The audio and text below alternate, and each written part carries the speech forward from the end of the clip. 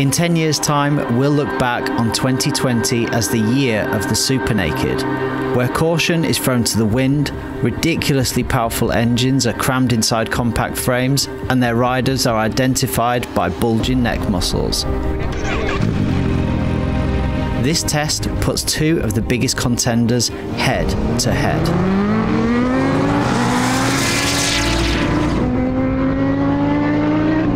The Kawasaki ZH2 is the all-new king of the Z Kingdom, a lineage famous for bang-for-buck naked fun, great engines, build quality and reliability.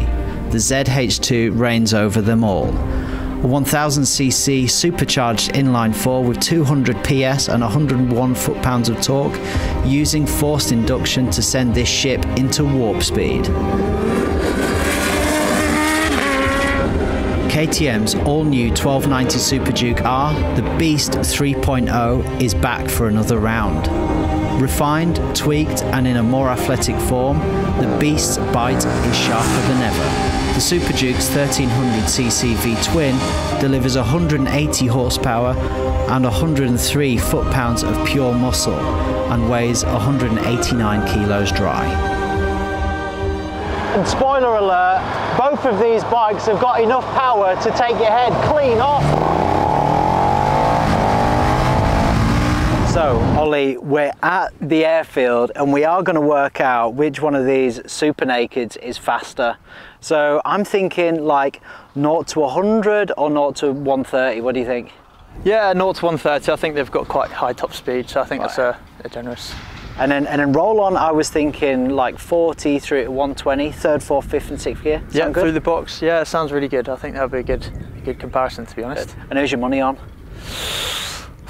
haven't ridden both of them. I know that thing is an absolute torque monster. The Super Duke is just unreal. You know, it's got 140 Newton meters torque, 180 horsepower, sitting at around 200 kilos. Same torque, you know, slightly more horsepower, but it's, you know, sat 30, 35 kilos more, so probably more planted, but higher top speed maybe, but up to 100 I think the Super Duke's got it. Well, let's find out. Sounds good. Just for the record, I think this is going to win, but let's go and find out. Let's get it on. Nice.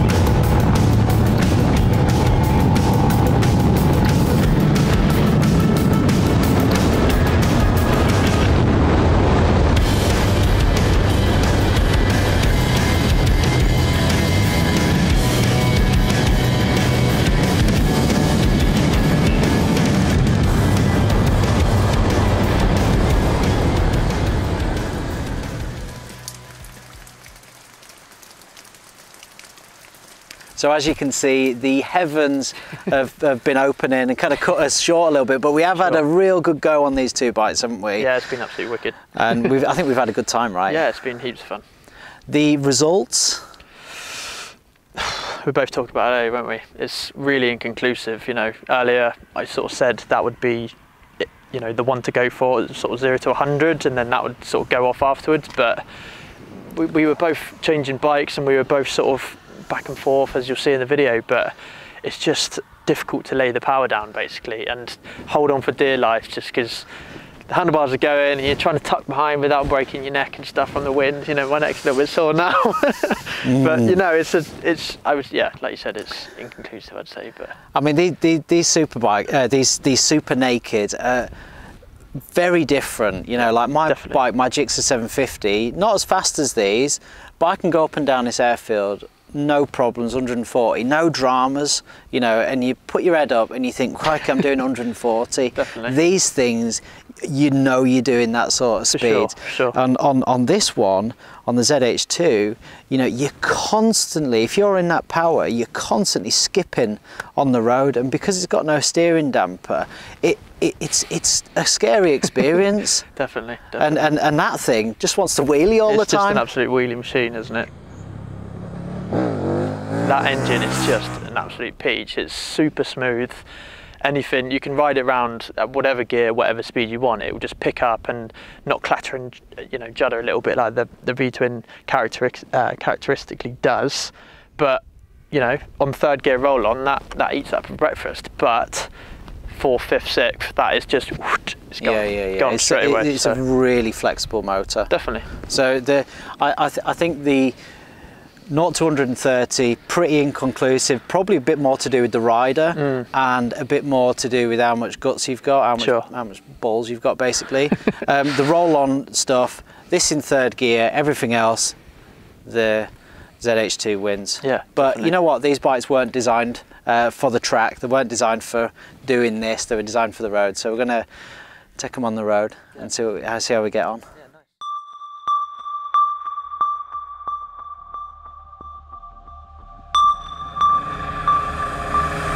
The ZH2 shines on the road. Wherever and whenever fast and smooth progress is the aim, the silky smooth and powerful engine combined with a rock-solid chassis and adjustable shower suspension, soaking up any uneven road surfaces. Kawasaki's market research said their customers wanted a powerful naked bike that was easy to ride and could be ridden every day. They have delivered on this to perfection.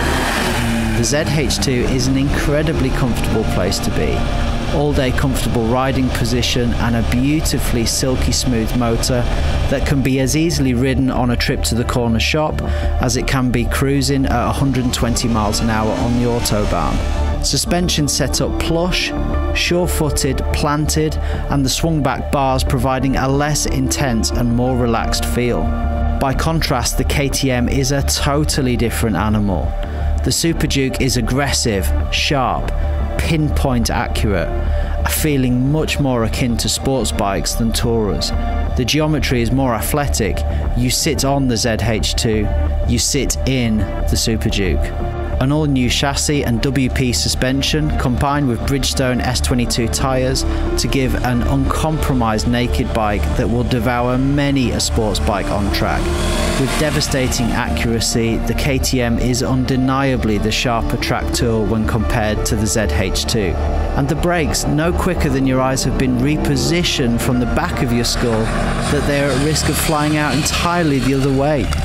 Brembo Stylema calipers being the culprit, delivering what feels like fork-bending levels of stopping power. And this is where the differences start to show.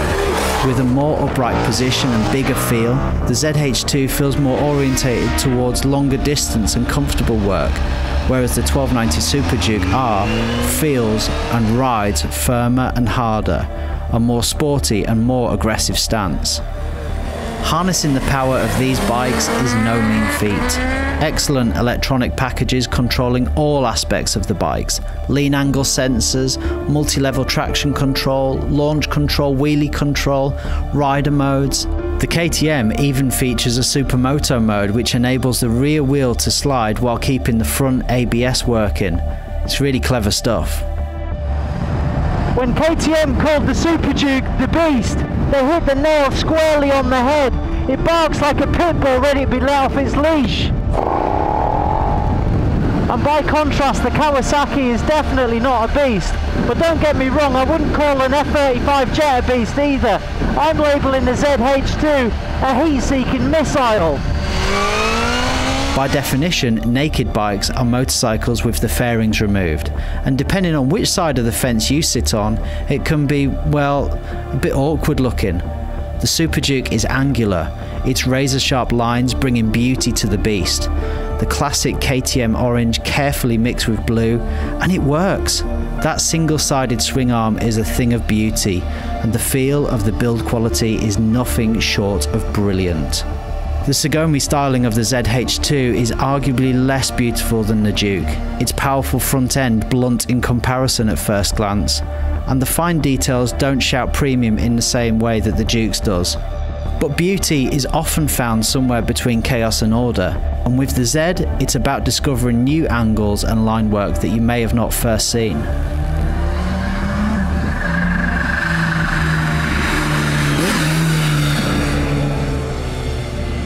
Now before we get too excited, you have to consider that strapping 180 to 200 horsepower into a naked motorcycle, especially when they're going to live most of their lives on the road, it's just way too much power. Oh, scrap that, I don't even know why I wrote it.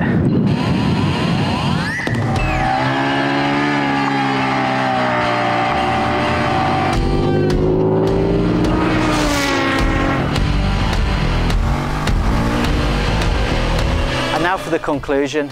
If you want the ultimate in speed, all-day comfort, a real do-it-all motorcycle, the ZH2 has to be the winner. But on the flip side, if you want the sharpest tool in the box, uncompromised sport bike handling and ergonomics, the KTM has to be the winner. Think of it like Michael Jordan versus Usain Bolt. They're both winners, they're just playing slightly different sports. And with these two Super Nakeds, whichever one you choose, it's going to be for different reasons. And you literally cannot lose. With that in mind, we're going to flip a coin. Right, I'll take the Super Duke then, heads. You got tails. Heads it is, you take the Kawasaki, mate. Happy days. Let's do it. Let's do it.